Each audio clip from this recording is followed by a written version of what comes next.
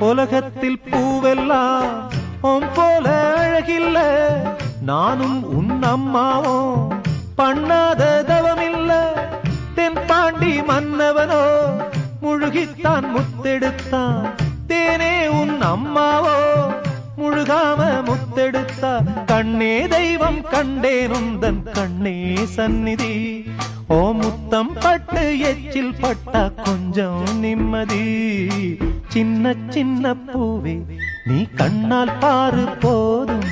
தொட்டு தொட்டு பேசு என் துன்பம் எல்லாம்